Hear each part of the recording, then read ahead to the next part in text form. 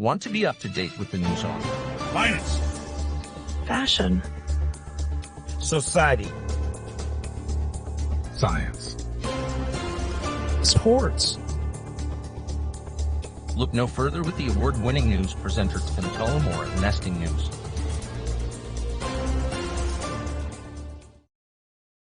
Good evening.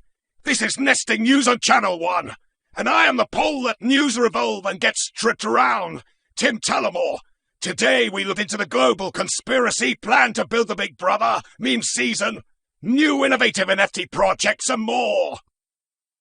Starting with the usual, Bitcoin that is, currently sitting at 30.5K, which is not bad considering the possible pullback that we previously suggested. However, Bitcoin not only didn't pull back below 30,000, but is nicely consolidating in the range of 30 to 30.8 thousand. When Moon, I hear some mumble. Fear not, my friends, and be patient. Hodl and all of that usual stuff, you know. The fact that Bitcoin is sitting in the consolidation range like a stubborn macaque is a positive sign. In fact, it expresses that holders' mood, and many would understand that a prolonged consolidation after a growth in the end of June could mean further growth soon. In the meantime, we see most of the cryptos also edge higher despite the plethora of crypto and exchange-related scandals in the past month. And that brings us to the next point, which is likely to go unnoticed for the casual, light-hearted crypto brass, but since we're serious crypto singing experts, we couldn't let it go unnoticed. First of all, the International Monetary Fund, which essentially stays in the shadows for the regular Joes while playing a huge part, has published a new report about crypto regulations. The IMF's report effectively tries to build a strong case that all things crypto is dangerous for retail investors and should be regulated and taxed internationally. Yes, taxed, you heard it correctly. While the report itself is very wonky, as the calculations exercise exceptional mental gymnastics of Olympic levels, the IMF nevertheless suggests that trillions of dollars worth of taxes go uncollected due to crypto's lack of regulations. And, of course, America is the single largest power in the IMF, and, of course, CBDCs is the only solution. Sure, just a coincidence, nothing to see here. Now, the Bank for International Settlement, or BIS, what the duck is that? Well, it is essentially a central bank for central banks. Look it up.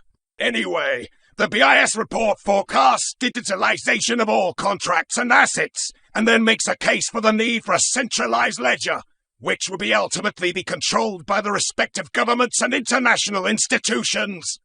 And, if you haven't already guessed, all this is said to be done via the use of CBDCs, something that we could see coming, or rather smell. Finally, the third concern comes from the most recent European Central Banks Forum in Portugal, which featured a panel discussion involving the heads of central banks of the US, UK, Japan and EU. While Guy, a colleague of ours, covers this in more detail, we'd like to underline our important conclusions.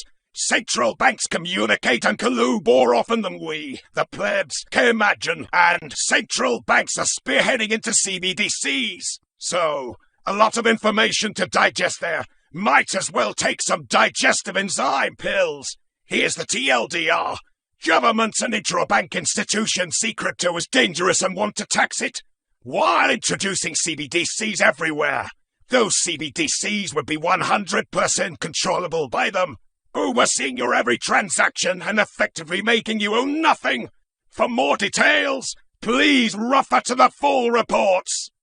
Anyway, moving from global governmental scams to local ones, we turn our attention to meme coins. Again, seriously, it is getting out of hand.